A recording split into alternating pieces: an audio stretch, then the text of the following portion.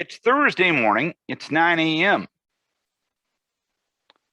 We know where your radio dial is. It's right here on 94.9 and 99.1 The River. It's time for the Our Town program. My name is Darren Swenson. Our Town, as always, is brought to you by Decorah Bank and Trust. Going to talk about a couple of events coming up. And really, one starts tonight, one is tonight. And later on in the program, we're going to talk about a new book regarding Iowa high school football. Doug Newhoff used to be the sports editor for the Waterloo Cedar Falls Courier. Him and Waterloo Cedar Falls Courier sports writer Craig Sesker have teamed up for a new book called Home Sweet Dome. It examines Iowa high school football in the playoff era. They held a book signing in Decorah last night at T-Box, and as part of the promotion of that book signing, I had a chance to talk to Doug about the book last week, and we'll play that interview later on in the show. Hesper-Mabel Steam Engine Days is this weekend, and we'll preview the event with Jim Westby, the mayor of Mabel, this morning. But first things first, NICC Fall Fest is back here in 2021. Fall Fest begins at 5 o'clock tonight. The great giveaway will be there as well. And here to preview that event, one of our favorite guests, Northeast Iowa Community College President, Dr. Liang, Chee. He is our first guest this morning on Our Town on 94.9 and 99.1 The River. Coming up tonight, it's going to be Fall Fest on the Northeast Iowa Community College Kilmer campus. With us to preview the event is NICC President Dr. Liang, Chee, and we had him on the show just a few weeks ago. We talked about the serious stuff at that time. We'll talk about the fun stuff as part of this conversation. And Dr. Wee, I know, like with a lot of these events last year, you were forced to cancel due to COVID-19 Fall Fest in 2020, and it's back here in 2021, and I imagine everyone at NICC's Kilmer campus is excited to bring it back. Yes, first of all, Darren, I want to say thank you again for allowing me to visit with you and your listening audience. You've always been a great supporter of us, allowing us to have a voice, in touch with the community. And you are so right. Last year was a tough year, and so this year we decided it's safe enough to bring Fall Fest back, and we're looking forward to inviting our community back on our campus and really to celebrate with them the fall season. Believe it or not, this is our third week of classes. Things are going well.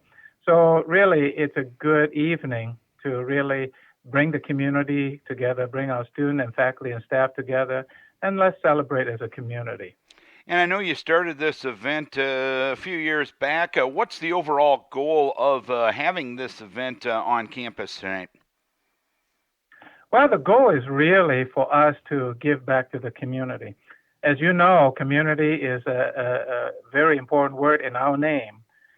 Without the community, we will not be here. And for us, opening our doors to the community, because this is their college, it's a community's college. So for us, when we started this really quite a number of years ago, is really to have family-friendly fun time. And so tonight we're going to expect lots of little kids running around, parents and grandparents and loved ones around. And it's just a great atmosphere. And I just always amazed at the human spirit that we're able to generate within a few hours. And tell us about the event itself. What's going to be going on as part of Fall Fest? What type of activities do you have? What type of other stuff do you have at the NICC Kilmer tonight? Well, Darren, of course, the most important thing is we have food for the community. Heck yes. So we will have, on campus, we will have sandwiches, we have hot dogs, chips, and root beer, and cotton candy, and all the good stuff. And of course, we cannot forget the Moo-mobile. And definitely for activities, family friendly, the National Guard is coming again. We always appreciate our servicemen and women. They're bringing the climbing wall again, and I know that before COVID, the young people had a great time. We have inflatables, of course. We have rides, and the Lions Club are bringing their trains. And Gunderson Airlink, believe it or not, their helicopter is making a return appearance again. We definitely appreciate the service they provide, in our healthcare. And in terms of music, we are very, very fortunate to have an artist that's very well known in our region, Bo Timmerman. He's going to be serenading us. We appreciate his coming again. And the Winnebago County Emergency Management, their team is coming as well. And so definitely a great time. And this year, just to say a big thank you to our community and to really appreciate all the people who really serve our community during a very difficult year, we're going to have fireworks around 8 o'clock, just to make sure that people know how much we appreciate the sacrifices and dedication of the people within our community. And what time does the fun start tonight? Well, we start at 5, but we know that there will be people coming before then. And so my colleagues and I are just looking forward to playing host to our community. So again, allow me to invite on behalf of Northeast Iowa Community College family, the community members, come one, come all, allow us to host you, have a fun night, have a safe night with us, and then stay for the fireworks. Any cost to attend tonight? No, except, the tickets for the ride, we make it affordable for the family. And definitely in terms of the food is free, but people always provide some free will donation. We appreciate that. But definitely we make it affordable and accessible for our family. So we welcome people to come our campus tonight. It starts at 5 again, and then around 8 o'clock, we're going to have a firework. Anything we're missing? Anything else we need to touch on? No, again, I just want to say thank you again for allowing us to get in touch with the community through your station, through your hard work. And again, this is our way of saying with gratitude how much Northeast Iowa Community College appreciate the communities in our region, how much they have supported us and continue to do that. We wouldn't be here without our communities. And come and be our guest tonight at Fall Fest. All right, Dr. Wee, we appreciate you taking some time to preview Fall Fest coming up tonight. Have fun at the event, making those community connections. And like a lot of other festivals throughout the year, it's good to have this event back in 2021. And thank you for the time this morning.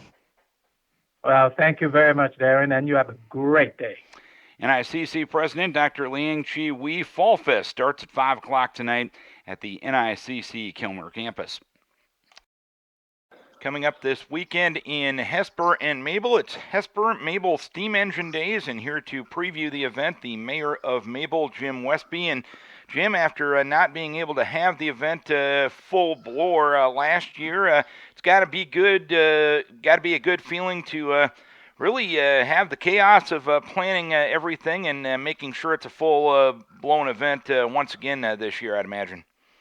Yes, we're back to doing a full blowout thing at this point in time. We do have a couple little things that have been canceled. Our bingo thing and our softball game, we just didn't have enough teams, but everything else is just a full out go. I mean, we got tractor pulls, we got music, but the biggest thing for us this year is we got a theme going on, and it's called Steaming Together to Remember 9/11. Never forget. So on Saturday's parade in front of the American Legion Hall, we will be playing tribute to the EMS of the Mabel Fire Department, the Fillmore County Sheriff's Department, Winnebago County Sheriff's Department, Decorah Fire Department, and Winnebago Medical Center. So we're having a tribute on Main Street during the parade to salute all of them for their volunteer work and keeping us all safe and sound on Saturday. And that'll be a great experience coming up on Saturday as part of the parade, but festivities going on all weekend long. Coming up tonight as this interview will air here on Thursday. You guys get things going this evening with a few events here on Thursday night. Thursday night, it's the Great Antique Ride from Hesper to Mabel. And there's usually around 100 plus antique tractors that will be traveling from Hesper to Mabel. And it's always a great event. That's kind of our big kickoff. And then, of course, again, we'll have featured at the parade that night will be an Oliver tractor, I think it is a 1655 Oliver tractor that they're going to be giving away. So that'll be featured in the parade. So if anybody needs to buy a ticket and win an Oliver, the 1974 Oliver, 1655. So they will be available that night also. And plenty to do on Thursday night. Everybody gets together and has a great time. And the fun continues on Friday. Yes, we have our local football game going on with Leroy Ostrander here at the school. And then we have the Mabel Lions Club. They have their DJ Dash will be playing there. And then the American Legion has the Palomino Band playing there. So plenty of entertainment, plenty of things going on. And if Thursday and Friday aren't fun enough, things get into full bore on the weekend, Saturday and Sunday. I know you just told us about the big events coming up on Saturday related to the festival parade steaming together to remember on the 20th anniversary of the 9/11 terrorist attacks. A lot of other things going on Saturday. Give us the highlights of the rest of the day. Well, the quilt show is going on at the community center. And then we have a pumpkin contest that will be going on, and then we have Saturday morning also. We have the farmers market going on off of Highway 44. We have a craft show that's going on in the Steam Engine Day building. In the Jag Umdahl building is a model railroad show that's going on, and that's gotten bigger. So that's a lot of things to see for young kids. All the model trains going around and around. And then, of course, at noon, again, we start our parade with all the antique tractors, and then following that parade is our grand parade. And then we get back into the remembrance of 9/11. And then we have activities on the grounds, crowning our new queens and paying tribute to our older queens that are leaving this year.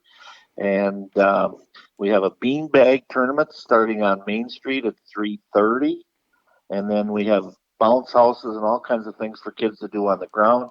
And at 6 o'clock again, we have the Tri-State tractor pullers, and the guys are working on the track as we speak today. And then again, we have another band, Triple Threat, playing at the Legion, and we have troubleshooters playing at the Lions Club tent on Main Street. So there's plenty of entertainment, plenty of things to do for everybody. And your last sentence, your last statement there continues on Sunday. Yes, and then we start again. We have a great church service on the grounds. We have the Mabel Hesper church stand that serves breakfast every morning. We have the Lutheran church stand that starts at noon and has food throughout the day there too, and we have other vendors with different types of food. And then we got the kickball tournament going on. We got an antique tractor pull that starts at 10 a.m. So that's also going on. So a parade again on Sunday, festival parade and everything. And this year I think it is Linda Wilder who is going to be the Grand Marshal. And back to the parade on Saturday. They will be our Grand Marshals, the ones that I listed before. So then, of course, we get back to having our drawings. We have kids that can go around in the straw pile and find some money and have a little activities for them. And then, of course, we got the mutton busting thing going on for the Lions Club that sponsor that. And then again, we got music on stage. And then at 5:30, we have our drawings for the Oliver tractor and many cash prizes and quilts that will be given away. So if you come to Mabel, please bring some extra money so you can buy a ticket to support the community for Steam Engine Days. And it's the 69th annual Hesper-Mabel Steam Engine Days, and an event like this doesn't last 69 years without a lot of community support. Correct. We have a lot of volunteers, and again, year after year, everybody steps up to the plate, and hopefully we continue to do this. And it does take a lot of volunteers, and it seems like everybody steps up to the plate and we get it done. So that's huge for us. We have some great people that will come from Decorah sometimes and work with us. So that's a great thing. And I think it's just something we've seen throughout the summer with a lot of the festivals getting back this year after 2020 took away a lot of these community gatherings last year. It's just that sense of community, being with your neighbors, having a good time, and being proud of where you are. Hopefully that spirit that we've seen with these community festivals throughout the year will just continue to resonate this weekend. Yeah, and one thing we've done too, I mean, we're trying to keep everything safe. So what we've done is this year there is no button. Everybody is welcome. The gate is open. All we're asking for is a free will donation. And the tractor pull is $15. A 12 and under is free. So we're trying to keep it pretty much family orientated. So this year, if you need a button, we do have some buttons on this for sale. If you've been collecting buttons for 69 years, we do have buttons available to put in your collection. So anybody that wants a button can stop at the bank or stop at somebody at the gates, and we'll get you a button so that you can maintain your collection. Anything we're missing, Jim? And if we're not missing anything, I'll give you the final chance to welcome people and invite people to Hesper-Mabel this weekend. Yeah, normally we run right around 35,000 people for the weekend, and we would greatly appreciate to see 40,000 people show up. That would really be great, and we welcome everybody to come to Mabel. Jim, we appreciate the time. Best of luck with everything going on this weekend. Good to have these community events back here in 2021. Thank you. Jim Westby, Mayor of Mabel. Hesper-Mabel Steam Engine Day is Thursday through Sunday this weekend. Having a conversation this morning with Doug Newhoff. He is the co-author of a new book about Iowa high school football entitled Home Sweet Dome. It's written by Doug and Craig Sesker. Doug's the longtime sports editor of the Waterloo Courier. And Doug, in general, tell us about the book. What does it all entail? Yeah, sure. It's been about a year, a little bit more than a year in the making, and actually Craig's idea. I mean, he brought it to me when I was still the sports editor at the Waterloo Courier, and said, "What do you think of a book about the best of Iowa high school football during the playoff era?" And I said, "That really sounds like a terrific book. I don't think anybody's taken on any kind of a project like that before." So, a few months later, he brought it back up again about the time I was getting ready to retire from the Courier, and said, "I really want to do this. Would you be interested in being my partner in that project?" And I said, "Absolutely." And so then we spent the next year plus researching and interviewing and so forth and putting it all together, and finally got it done here. I guess we got the books in mid-July to late July, and now we're just trying to get it out and let people see what we've got. What motivates somebody to write a book? I know you've written your entire life as a sports media person. I know Craig's done the same as a sports media person. And what motivates you to take that next step and put a published work into fruition? Well, as you know, Craig's written a number of books about wrestling, so it's kind of been something that he's been doing for a while. And for me, it was timing more than anything. After I retired from the Courier, I had more time to do this kind of a project, and then the subject matter too was really something I felt strongly about. I love high school football, and I don't think Iowa high school football gets the credit it deserves on a nationwide scale. You hear about Texas and Florida and maybe California to some degree, but Iowa high school football is just about as good as any in the country. And you look at the number. One of the things that popped out to Craig and I when we started really digging into this and researching into this, how impressive the list of Iowa guys who played at Power 5 conferences and even in the NFL. It's a long, impressive list. What made you decide that the playoff era was what you were going to focus on rather than anything before that? That's a really good question. I think just the scope of the project. If we tried to take on the years before that as well, we probably would have written an 800-page book, and this one's 560 the way it is. So I think that's the big thing. We just kind of had to narrow the focus to some extent, and So we did it that way, and most of the other thing is that it kind of coincides with the times that Craig and I have been sports writers and the teams that we've covered and our own expertise to some extent. I mean, we saw a lot of these teams play over the years and know a lot of these individuals, coaches and players and so forth. And it's been so much fun. Gosh, the reception from the players and the coaches, you know, talking about Hall of Fame guys like Dick Wiest and Bill Post and Dwayne Twait and Boy Goodchild, I mean, on and on and on. And Kurt Warner, as far as the players go, and Bryce Popp and Jason Olenczak and Josie Jewell. And I don't think anybody said no to us. I mean, it was just really gratifying to see how much they supported the project too. And I know in talking to a lot of people that have made a high level when it comes to football or when it comes to overall athletics, there's definitely something to be said for the people that reach the high level, but oftentimes some of their most fond memories about playing sports go back to the high school level and go back to high school football. Is that something you found in talking to a lot of these people? Man, it sure is.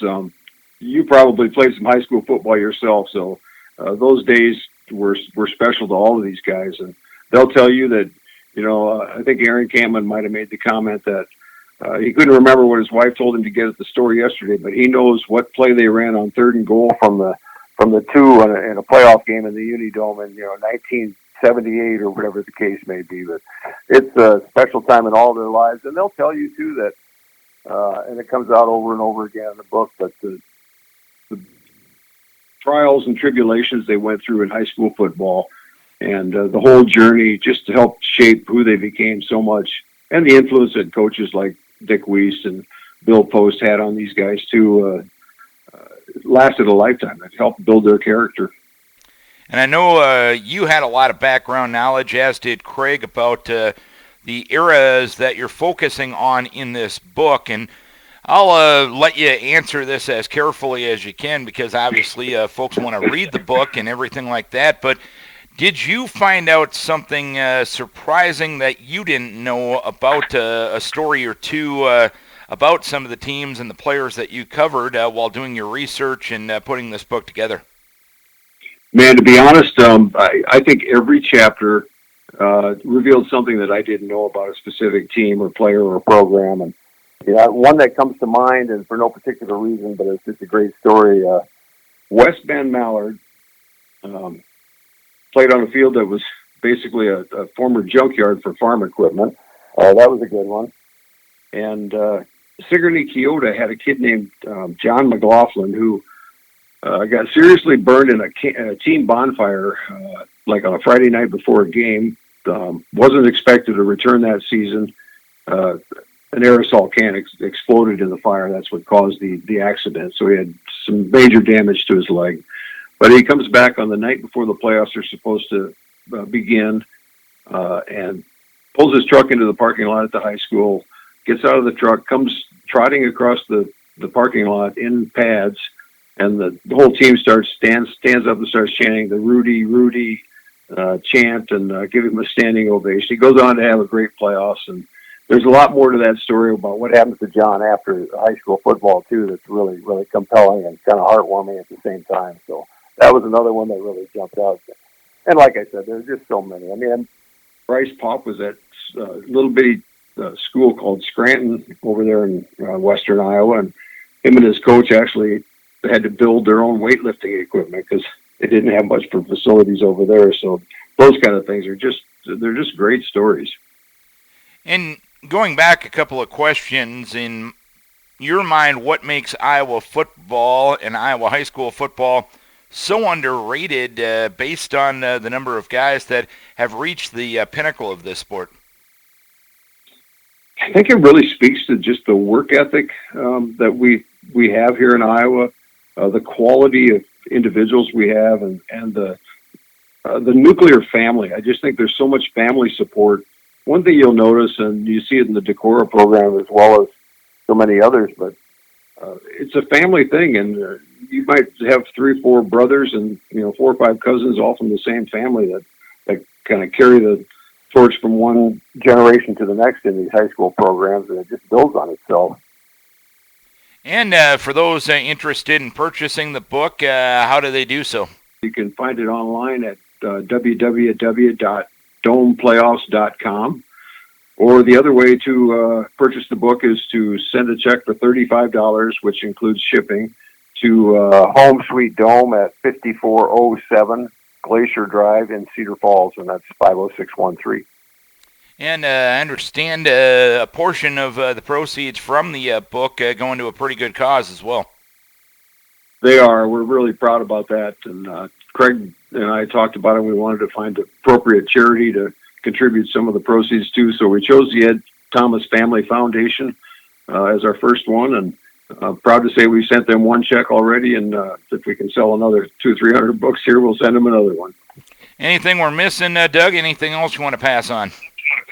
No, Darren, I think we've covered most of the highlights. Again, it's just, you don't have to be necessarily a Decorah football fan, although that's a terrific chapter. If you just like high school football and some of the stories from these various programs, you're going to love the book. And it's compelling. It'll make you laugh. It'll make you cry, and a little bit of everything. And I'm really proud of what we've put together here. And I think when people get a chance to see it and get their hands on it, they're going to like it. Doug, we appreciate you taking the time. Congratulations on the project coming to fruition, and congratulations on the impact it's making, and continued success with the book. Again, thank you for taking a few minutes to tell us about it. My pleasure, Darren. I really appreciate your support with this, too. And DomePlayoffs.com is the website. He's Doug Newhoff. Him and Craig Sesker wrote the new book on the playoff era of Iowa high school football, Home Sweet Dome. And a sincere debt of gratitude to our guest this morning, Northeast Iowa Community College President Dr. Liang Chee. Fall Fest begins on the Kilmer campus tonight at 5 p.m. Hesper-Mabel Steam Engine Days begins tonight as well. We thank Jim Westby, the mayor of Mabel, for joining us as well. And a new book about Iowa high school football in the playoff era, Doug Newhoff, the former sports editor for the Waterloo Cedar Falls Courier, also our guest on the program this morning. Don't forget, you can watch video interviews of these guests each and every week. We put our town together, and we do it via YouTube. And we post the link to the River Facebook page each and every week. Our town available on YouTube each and every week. So thanks to our sponsor, Decorah Bank and Trust. Thanks again to our guest, and thanks you for tuning in, for logging on, or for watching our town on 94.9 and 99.1 The River.